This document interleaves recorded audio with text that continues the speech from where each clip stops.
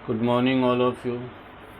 आज हम बात करेंगे जी नेक्स्ट वीडियो में हम अब बात करेंगे जी 3x3 मैट्रिक्स का डिटरमिनेंट कैसे निकालते हैं। पिछली वीडियो में हमने 2x2 मैट्रिक्स का डिटरमिनेंट निकालना सीखा, 1x1 मैट्रिक्स का डिटरमिनेंट निकालना सीखा, डिटरमिनेंट होता क्या वो निकालना सीखा। एक बात ये सीखी कि डिटरमिनेंट हमेशा किसका निकल सकता है, जो स्क्वायर मैट्रिक्स का निकल सकता है। ये बातें आपने सब तक सीख चुके हो। तो अब आपके लास्ट बचती है सिलेबस में 3x3 मैट्रिक्स का डिटरमिनेंट और क्या कैसे निकलता है। ठीक है, तो देखो एक छोटा सा एग्जाम्पल की हेल्प से जनरल एग्जाम्पल लेके चलते हैं जी। कोई भी मैट्रिक्स होती है हम उसको कैसे रिप्रेजेंट करते हैं जी। जैसे ए मैट्रिक्स है मेरे पास, अगर मैं इसको मैट्रिक्स लिख रहा हूँ, पहले मैं इसको डिटरमिनेंट कैसे लिखूँ, किस हिसाब से लिख सकता हूँ मैं। जनरल फॉर्म में हम लिखते हैं ये 3x3 की मैट्रिक्स है। कितने की जी? 3x3 की। ये क्या हो जाएगा? First row first column. ये क्या हो जाएगा? First row second column. ये क्या हो जाएगा? First row third column. ऐसे लिखते हैं। ये क्या हो जाएगा? A21 second row first column, second row second column, second row third column. ये क्या हो जाएगा? Third row first column, third row second column, third row third column. यहाँ तक कोई दिक्कत आपको? अब मुझे इसका डिटरमिनेंट निकालना है, यानी मैं इससे डिटरमिनेंट का निशान कर देता हूँ। मैट्रिक्स का निशान खत्म करके किसका निशान कर दिया? डिटरमिनेंट का, यानी ये वैल्यू निकालनी है। ठीक है, इसके टोटल 6 वेज है जी। कितने तरीके हैं इसके? टोटल 6 वेज है, 6 तरीके हैं जिसको डिटरमिनेंट निकालने के 3x3 मैट्रिक्स के। 3 है अलोंग रोज और 3 है अलोंग कॉलम। 3 आप रो पे अप्लाई कर सकते हो, 3 आप कॉलम पे अप्लाई कर सकते हो। टोटल 6 मेथड बन जाएंगे। कोई भी आप मेथड एक यूज़ कर सकते हो। मैं आपको 6 के 6 मेथड बता दूंगा। इसमें मेथड का नाम होता है जी एक्सपेंडिंग मेथड। कौन सा मेथड होगा आपका? Expanding method. अब एक्सपेंडिंग मेथड भी कौन सा जी? होता तो एक ही मेथड था, लेकिन इसके 6 अलग अलग तरीकों से एक्सपेंड किया जा सकता है किसी भी मैट्रिक्स को। जैसे मैं एक्सपेंडिंग मेथड लगाऊंगा जी अलोंग, इसमें क्या लिखना पड़ेगा आपको? ऐसा लिखना पड़ेगा expanding along R1। Expanding along R1 कि रो 1 के हिसाब से एक्सपेंड करो। रो 1 के हिसाब से क्या करो जी? एक्सपेंड करो। इसी तरह हम रो 2 के हिसाब से भी एक्सपेंड कर सकते हैं, और इसी तरह हम रो 3 के हिसाब से भी एक्सपेंड करते हैं। तो कितने तरीके होंगे? 3 हो गए रो के। इसी तरह आप एक्सपेंडिंग अलोंग कॉलम फर्स्ट के हिसाब से भी कर सकते हो, एक्सपेंडिंग अलोंग कॉलम 2 के हिसाब से भी कर सकते हो, एक्सपेंडिंग अलोंग कॉलम 3 के हिसाब से भी कर सकते हो। तो कॉलम के भी कितने हो गए? 3। यानी किसी के अलोंग एक्सपेंड किया जा सकता है, R1 के अलोंग, R2 के अलोंग, R3 के अलोंग, या C1 के अलोंग, या C2 के अलोंग, या फिर C3 के अलोंग। एक आपको याद होगा अच्छे से, जैसे A11 है, A11 है ये। इसमें मुझे आई की वैल्यू बताओ क्या होती है। आई की वैल्यू आप बोलोगे जी रो कितनी है? 1। जे की वैल्यू बताओ कितनी होती है, तो कॉलम भी कितना है? 1, तो जे की वैल्यू भी कितनी हो जाएगी? 1। याद होगा आपको, हमने मैट्रिक्स में शुरुआत में बात करी थी। A21 है, इसमें आई की वैल्यू बताओ कितनी होगी? 2। जे की वैल्यू बताओ कितनी होगी? 1। आई होता है पहले वाला, जी होता है दूसरे वाला। ये आपको खुद से सोचना, जरूरी नहीं है ये ऐसे फॉर्म में ना भी लिखा है। आपको आई और जे की पोजीशन तो पता होगी। आई डिनोट करता है रो को, जे डिनोट करता है कॉलम को। अब एक्सपेंड करने का तरीका देख लीजिए। जैसे R1 के लॉन्ग एक्सपेंड किया, सबसे पहले क्या फॉर्मूला लगेगा जी? -1 की पावर होती है आई प्लस जे। ये सब में लगेगा, चाहे रो करो चाहे कॉलम करो। अब आप रो 1 के लॉन्ग एक्सपेंड करो, तो रो 1 में पहला एलिमेंट क्या जी? A11 लिख दिया इसको। रो 1 के लॉन्ग एक्सपेंड करने पहला एलिमेंट क्या है? A11। अब एक चीज़ देखो, अब आप रो 1 के लॉन्ग एक्सपेंड करते हो, A11 लिख लिया ना आपने, तो A11 इस रो में है और इस कॉलम में है और इस रो में, इसमें है कि नहीं है? अब जिसमें A11 है उसके ऊपर हाथ रख दो। इसमें भी A11 है, इसमें भी A11 है, रख दिया इनके ऊपर हाथ। बाकी बचा हुआ लिख दो। बाकी क्या बच गया आपके पास है, उसको डिटरमिनेंट के फॉर्म में लिख दो। A22 बच गया, A23 बच गया, A32 बच गया और A33 बच गया। ये बंद कर दो डिटरमिनेंट। समझ आ गई आपको क्या करना है जी? -1 की पावर आई प्लस जे। A11 लिख दिया। A11 इस कॉलम में, इसको छोड़ दो, इस रो में इसको छोड़ दो। बाकी क्या बच गया? बाकी 4 बच गए कि नहीं बच गए? इन चारों को लिख दिया। फिर आगे निशान किसका होगा जी? प्लस का। फिर आगे आ जाएगा -1 की पावर आई प्लस जे। आई प्लस जे। वैसे मैं वैल्यू पुट करना चाहूँगा तो आगे कर दूंगा, चलो नेक्स्ट स्टेप में। अब आई प्लस जे के साथ कौन सा एलिमेंट आएगा? अगला एलिमेंट बताओ। रो के लॉन्ग एक्सपेंड कर रहे हो, पहला एलिमेंट आ गया। अब दूसरा एलिमेंट का क्या नाम है? A12। इसको बाहर लिखोगे, बाकी अंदर आएगा। अब देखो A12 कौन सी लाइन में है? A12 इस बीच वाली लाइन में है, और ऐसे इस बीच वाले कॉलम में, और ऐसे इनको छोड़ दो, बाकी लिख दो। बाकी क्या बच गया? A21 बच गया, काटा नहीं मारना आपको। ऐसे A31 बच गया, A23 बच गया और A33 बच गया। A33। यहाँ तक किसी को दिक्कत नहीं? और बताओ आगे। आगे फिर आएगा -1 की पावर आई प्लस जे। अगला बताओ क्या है? A13। आगे क्या है जी? A1 है, 3। तो जब A13 छोड़ोगे तो ये छूट जाएगा, ये छूट जाएगा, बाकी क्या बच जाएगा जी आपका A21, A22, A31 और A32। समझ आ गई आपको ये बात। अब मुझे ये बताओ, इसके लिए I भी 1 है, J भी कितना है 1 है, तो यहाँ क्या आ जाएगा, -1 की पावर है 1 + 1, 1 + 1 कितना होता है 2, -1 की पावर 2 करोगे तो -1 गुणा -1 हो जाएगा, तो किसका हो जाएगा प्लस का 1। बात खत्म। यहाँ क्या होगा 1 + 2 3 हो जाएगा, -1 की पावर 3 का मतलब होगा -1 गुणा -1 गुणा -1, ये तो क्या प्लस, प्लस की फिर माइनस से मल्टीप्लाई करोगे तो ये किसका हो जाएगा माइनस का, ये किसका हो जाएगा जी माइनस का। इसी तरह यहाँ बताओ 1 और 3 कितना हो जाएगा 4, -1 की पावर 4 करोगे तो किसका हो जाएगा ये प्लस का, ये किसका हो जाएगा जी प्लस का। समझ आ गई आपको इतनी बात। यहाँ से वैल्यू आप सोल्व कर ही सकते हो, ये A11 यूं का यूं आ गया जी, ऐसे मल्टीप्लाई करो, ये मल्टीप्लाई ब्रैकेट लगाइए जी यहाँ पे, ऐसे मल्टीप्लाई करते हैं 2/2 मैट्रिक्स में, तो क्या आएगा ये A22 A33 माइनस का निशान, अब ऐसे मल्टीप्लाई करोगे निशान किसका आ जाएगा माइनस, यहाँ क्या आ जाएगा A23 A32, यहाँ तक कोई दिक्कत माइनस। ये बताओ जी A12 बाहर ऐसे मल्टीप्लाई करो A21 A33 माइनस, ऐसे मल्टीप्लाई करो A31 A23 प्लस, आगे क्या जी A13, ऐसे मल्टीप्लाई करो A21 A32 माइनस, ऐसे मल्टीप्लाई करोगे तो A31 A22। आ गया जी। अब आगे और सोल्व करो, अब इसको अंदर लेके जाओ, अंदर लेके जाओगे तो क्या आएगा A11 A22 A33 माइनस, आगे लेके जाओ जी A11 A23 A32, दोनों के साथ मल्टीप्लाई हो जाएगा A11। अब A2 को अंदर लेके जाओ, A12 को सॉरी A12 A21 A33, ये माइनस किसका हो जाएगा प्लस का, तो बताओ कितना आएगा A12 A31 A23 प्लस। आगे बताओ जी A13 को और अंदर लेके जाओ A13 A21 A32, आगे लेके जाओ माइनस माइनस हो जाएगा प्लस A13 A31 और A22। अब देखो जो कट रहा है ना वो काट दो आप, ये देखो A11 A23 A32 ये प्लस का है, और आगे आगे है क्या कोई,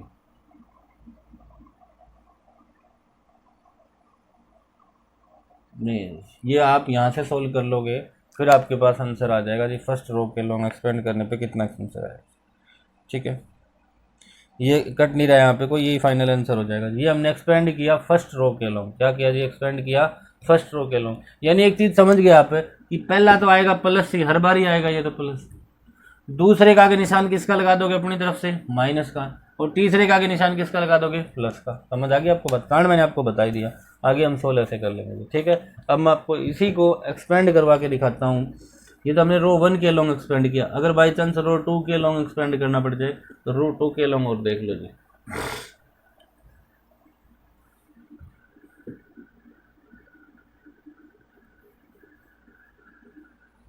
पहले मैं दोबारा लिख लेता हूँ आपको, मैट्रिक्स क्या थी, क्या किसका डिटरमिनेंट निकालना था आपको, A11 A12 A13 A21 A22 A23 A31 A32 A33, इसका आपको निकालना। अब मैं कर रहा हूँ जी एक्सपेंडिंग अलोंग रो 2, एक्सपेंडिंग अलोंग रो 2। अब मैं रो 2 के हिसाब से चलो जी, सबसे पहला एलिमेंट कौन है, तो सबसे पहले तो आप ये लिखोगे -1 की पावर I + J, और है एलिमेंट कौन A21 है, बाहर लिख दिया इसको। अब ये देख लो ये कौन सी लाइन में, ये इसमें है और इसमें है, इन दोनों को छोड़ दो, इसमें है और इधर वाले रो इस कॉलम में और इस वाली रो में, सॉरी इस वाले में है और सेकंड रो में है। बाकी कौन बच गया आपका, A12 बच गया, A13 बच गया, A32 बच गया और A33। ठीक है, अब आगे चलो जी, फिर -1 की पावर I + J हो जाएगा। अगला एलिमेंट कौन है, सेकंड रो में कर रहे हो तो अगला कौन सा है A22, सेकंड रो के हिसाब से चल रहे। अब ये चेक करो सेकंड रो किस किस में है जी, सेकंड रो एक तो इसी में है और एक इसमें है, बाकी कौन कौन बच गए बताओ, A11 A13 A31 और A33 बच गया जी। अगला और बताओ, +-1 की पावर I + J, आगे बताओ क्या आएगा बाहर, बाहर आ जाएगा आपका A23, बाहर क्या आ जाएगा जी A23। समझ आ गया आपको बात। तो जब आप A23 को बाहर लिखोगे तो बताओ A23 किस किस में, इसमें है और आपका इसमें है, तो पावर और कौन कौन बच गया जी यहाँ पे? अब आपका A11 बच गया, A12 बच गया, A31 बच गया, A32। यहाँ तक कोई दिक्कत? अब देखो यहाँ पे आई की वैल्यू 2 है, जे की वैल्यू 1 है, 2 रे कितना हो गया 3, यानी -1 की पावर 3 करोगे तो ये किसका होगा आपकी बार है? माइनस का। यानी सेकंड रो के लॉन्ग, अगर फर्स्ट रो के लॉन्ग एक्सपेंड करते हो तो इसको लो प्लस, इसको लो माइनस, इसको लो प्लस, पिछली बार कर लिया था। अगर हम सेकंड रो के लॉन्ग एक्सपेंड करते हैं तो यहाँ क्या होगा? 2 और 2 4, -1 की पावर 4 प्लस का 1 हो जाएगा, 2 और 3 क्या हो जाएगा? 5, -1 की पावर 5 क्या हो जाएगा? -1 हो जाएगा। यानी कि अगर आप फर्स्ट रो के लॉन्ग एक्सपेंड करते हो तो ये प्लस, ये माइनस, ये प्लस, ये अगली सेकंड रो के लॉन्ग करते हो तो ये माइनस, ये प्लस, ये माइनस, अगली बार करोगे तो ये प्लस हो जाएगा, ये माइनस हो जाएगा, ये क्या हो जाएगा? प्लस हो जाएगा। यानी ये ऐसे निशान, अगर आप समझना चाहो तो ऐसे निशान मान लो, ये निशान है ना, ये जो इनके ऊपर जिनके ऊपर आया है ये माइनस के आते हैं, बाकी क्या आते हैं? प्लस के। फर्स्ट रो के लॉन्ग एक्सपेंड करेगा तो इसके आगे माइनस आएगा, इसके आगे प्लस, इसके आगे प्लस। सेकंड रो के लॉन्ग एक्सपेंड करेगा तो ये माइनस, ये प्लस, ये माइनस। थर्ड रो के लॉन्ग करोगे तो ये प्लस, ये माइनस और ये क्या हो जाएगा? प्लस। आगे वही तरीका जी सोल्व करने का, आगे तो आपको समझ आई गया, ऐसे मल्टीप्लाई करनी है, ऐसे माइनस में मल्टीप्लाई करनी है जी। ठीक है, तो ये था जी आपका 3/3 के लॉन्ग को कैसे एक मैट्रिक्स एक्सपेंड किया जा सकता है। इसी तरह मैं आपको बता देता हूँ, कॉलम से ही बता देता हूँ एक बार, इसको किसी से भी कर सकते हो, आंसर सेम आएगा जी, यूनिक आंसर आएगा। ये नहीं कि आप किसी के अलोंग अगर नहीं करोगे तो आंसर कुछ और आ जाएगा, ऐसा कुछ नहीं होने वाला जी, आंसर आपका सेम ही आएगा। ठीक है, एक्सपेंडिंग अलोंग अगर कॉलम करना पड़ जाए तो कॉलम के अलोंग कैसे एक्सपेंड करोगे वो भी देख लो। ए मैट्रिक्स है जी आपकी, यही A11, A12, A13, A21, A22, A23, A31, A32, A33। ठीक है, अब मैं कर रहा हूँ जी expanding along column 1, expanding along column 1, कि कॉलम 1 के अलोंग एक्सपेंड करो जी। तो जब कॉलम 1 के अलोंग एक्सपेंड करोगे तो सबसे पहले देखो तरीका वही रहेगा आपका, -1 की पावर क्या हो जाएगा बाहर, वो आपको तरीका बताया था ना जी, ये और ये किसके आते हैं? माइनस के आते हैं, बता दिया था आपको कारण आपको। तो इसमें भी वही रहेगा, -1 की पावर i प्लस j करोगे तो 1 + 1 हो जाएगा, 2 हो गया, वो +1 आएगा। ठीक है, तो ये +1 ही आना है जी आप, A11। अब आपने कॉलम के लॉन्ग एक्सपेंड किया तो ये छूट जाएगा जी, ये छूट जाएगा, क्या बचेगा यहाँ पे आपका? A22, A23, A32 और A33 बच गया जी। आगे चलो, अब कॉलम सेकंड एलिमेंट पे आ जाओ। कॉलम का सेकंड एलिमेंट अब की बार कौन है? A21 है, बस इतना ही है। उसमें ऐसे चल रहे थे, इसमें ऐसे चलोगे। अब ये देख लो, ये किस में है? ये इसमें है और इसमें है। अब बाकी कौन कौन बच गया जी आपका? एक तो बच गया A12, यहाँ क्या था? A13 था, यहाँ क्या बचा हुआ? ये A32 बच गया, और ये क्या बच गया? A33। अगला बताओ, अगला कॉलम में ही चलो, कॉलम के हिसाब से ये किसका आएगा? प्लस का आएगा, A31। अब देख लो A31 किस में है? A3 इसमें है जी, और इसमें। बाकी कौन कौन बच गया आपको? आपका बच गया जी A12, A13, A23 और ये आपका हो जाएगा A23, ये। ठीक है, तो ये हो गया जी आपका, किसी भी के लॉन्ग एक्सपेंड कर सकते हो। यानी आपके 6 तरीके हो सकते हैं जी, किसी रो के लॉन्ग, फर्स्ट रो के लॉन्ग कर लो, चाहे सेकंड रो के लॉन्ग कर लो, चाहे थर्ड रो के लॉन्ग एक्सपेंड कर लो, या फिर हो सकता है आप फर्स्ट कॉलम के लॉन्ग एक्सपेंड कर लो, चाहे आप सेकंड कॉलम के लॉन्ग एक्सपेंड कर लो, चाहे आप थर्ड कॉलम के लॉन्ग एक्सपेंड कर लो जी। ठीक है, आई होप आपको समझ आ गया होगा जी। ठीक है, अब देखो एक एग्जाम्पल से और कर लेते हैं हम।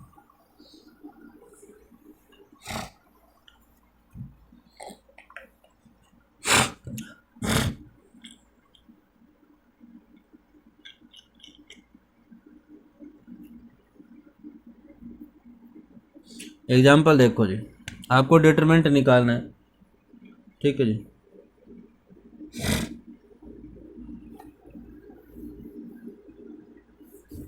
डिटरमिनेंट का एक सिंबल और भी हो सकता है जी, ये ट्रायंगल का जो सिंबल होता है वो डिटरमिनेंट का भी सिंबल होता है। अगर ऐसे भी लिखा जाए तो उसका मतलब है डिटरमिनेंट आपका, ये भी नोट कर लीजिएगा। ट्रायंगल जो बनाते हैं ना हम, ट्रायंगल का सिंबल होता है वो डिटरमिनेंट का भी सिंबल होता है। आप एग्जांपल नंबर 3 देख सकते हैं जी, एनसीईआरटी का। इवैल्यूएट द डिटरमिनेंट, आपको डिटरमिनेंट निकालना है। डिटरमिनेंट क्या है जी? वो किसका निकालना है? 1 2 4 -1 3 0 4 1 0। ठीक है जी, मैं आपको इसको एक बार रो के लॉन्ग एक्सपेंड करके बता देता हूँ, एक बार किसी कॉलम के लॉन्ग एक्सपेंड कर सकता हूँ। आप 6 में से कोई मेथड कर सकते हो, आंसर आपका हर बार सेम आएगा जी, कोई फ़र्क नहीं पड़ने वाला। ठीक है, मैं कर रहा हूँ जी एक्सपेंडिंग अलोंग देखो मैंने रो 1 बता दिया था, रो 2 बता दिया था, मैं रो 3 के लॉन्ग एक्सपेंड करूँगा, रो 3 के लॉन्ग एक्सपेंड कर रहा हूँ। अगर मैं रो 3 के लॉन्ग एक्सपेंड करूँगा तो मुझे ये पता है ये माइनस का होता है, ये माइनस का होता है, ये माइनस का होता है, ये भी किसका होता है, माइनस का। ये तो पता है ना, आपको बता दिया था ऐसे बनता है ये बॉक्स का।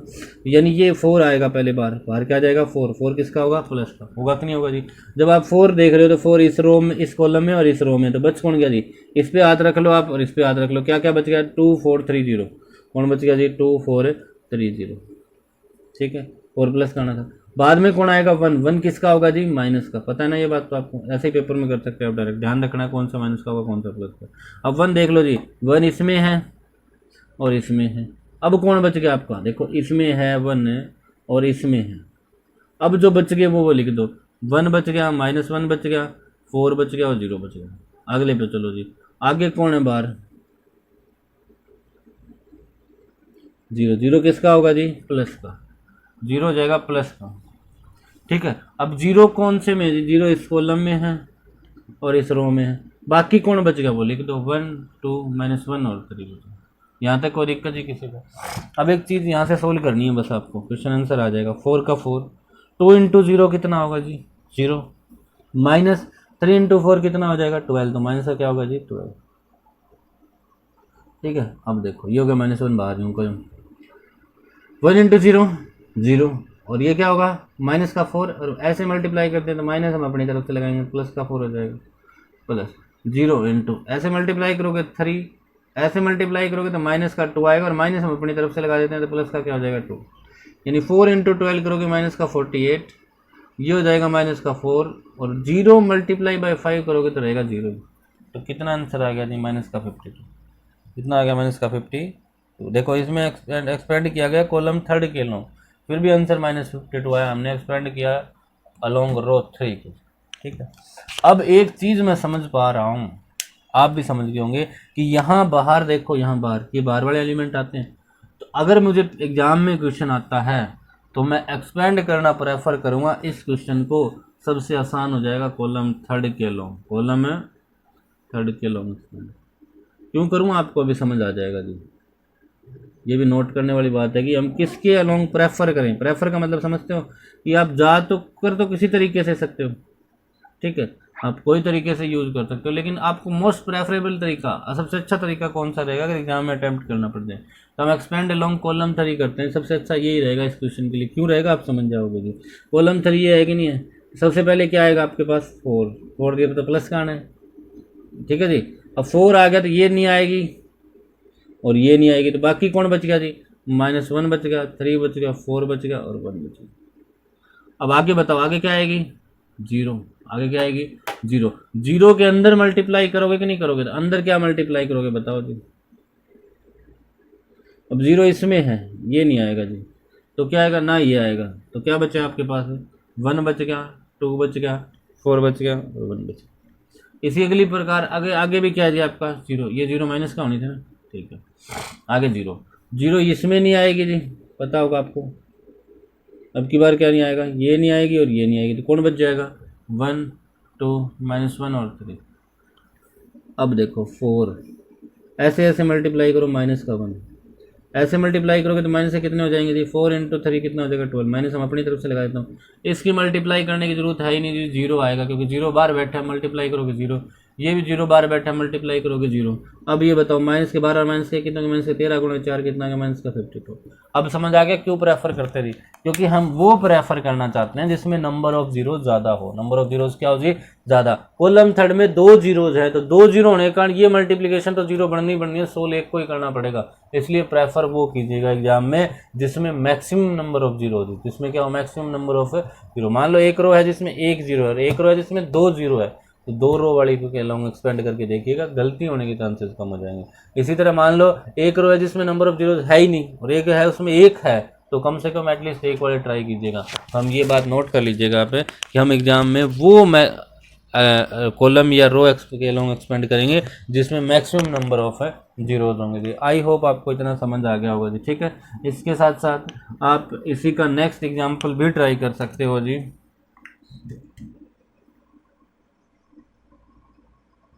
ठीक है,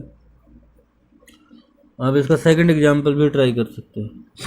सेकंड एग्जांपल में देखिएगा जैसे सिमिलरली इसी तरह जी आपका 0, आपका आगे क्या लिखा हुआ है जी, साइन बीटा, ये हो जाएगा माइनस का कोस अल्फा, अच्छा जी, ये माइनस का कोस अल्फा, ये हो जाएगा माइनस का साइन बीटा, ये भी क्या जी, ये हो गया आपका 0 साइन अल्फा कोस अल्फा, ये है माइनस का साइन अल्फा, ये हो जाएगा 0, ये हो जाएगा साइन बीटा, ये हो जाएगा कोस अल्फा, ये हो जाएगा माइनस का साइन बीटा, और ये हो जाएगा 0। अब यहाँ देखो जी, पहली रो में भी 1 0, दूसरी रो में भी 1 0, तीसरी रो में भी 1 0, पहले कॉलम में भी 1 0, दूसरे कॉलम में भी 1 0, तीसरे कॉलम में भी 1 0, यानी सब में नंबर ऑफ जीरोस क्या इक्वल है जी। तो आप इसके अंदर क्या कर सकते हैं, कोई भी मेथड यूज कर सकते हैं जी। तो मैं इसको एक्सपेंड कर रहा हूँ, अलोंग R1 के अलोंग एक्सपेंड कर लेता हूँ। तो ये माइनस का आना होता है जी, R1 में तो एक माइनस का आना होता है, तो 0 बाहर आ जाएगा आपका।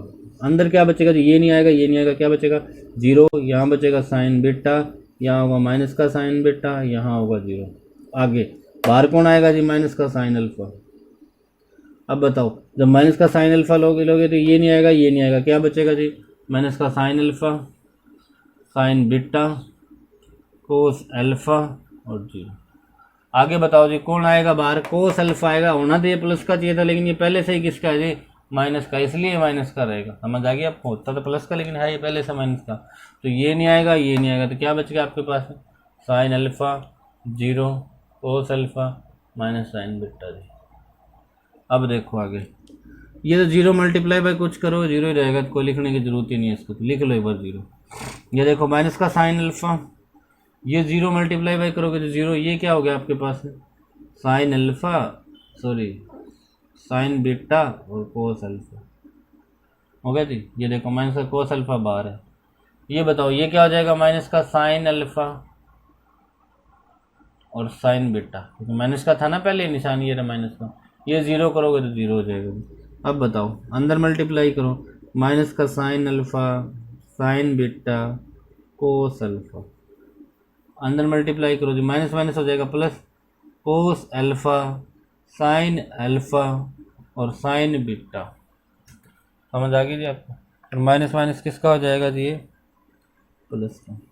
अब एक चीज़ देखो, ये साइन अल्फा है और एक साइन बीटा भी रहेगा ना यहाँ पे, ये साइन अल्फा, साइन बीटा और कोस अल्फा। ये देखो साइन बीटा है, उसके साथ साइन अल्फा मल्टीप्लाई में और कोस अल्फा मल्टीप्लाई में, इसी तरह साइन बीटा के साथ cos alpha multiply, sine alpha multiply. लेकिन ये माइनस की वैल्यू, ये किसकी वैल्यू है, प्लस की, तो दोनों कट जाएगी आपस में, आंसर कितना आ जाएगा 0 जी। ठीक है, तो आज के लिए बस इतना ही। आई होप आपको समझ आया होगा। अगर वीडियो अच्छी लगे तो प्लीज़ लाइक ज़रूर कीजिएगा जी, और कमेंट सेक्शन में कमेंट करके बताइएगा जी आपको कैसे लग रहा है, कोई कमी भी नज़र आ रही है तो वो भी ज़रूर बताइएगा जी। ठीक है, और अगर आप पहली बार यूट्यूब चैनल देख रहे हैं तो सब्सक्राइब करना भी ना भूलें और शेयर करना भी ना भूलें। इसके साथ साथ पवन सारण सर से टेलीग्राम ग्रुप है जी, उसको ज्वाइन करना ना भूलें। वहाँ पे कुछ इंपॉर्टेंट आपके क्वेश्चन चलते रहते हैं जी, जीके वगैरह के हो गए हैं आपके extra question. Thank you, have a nice day.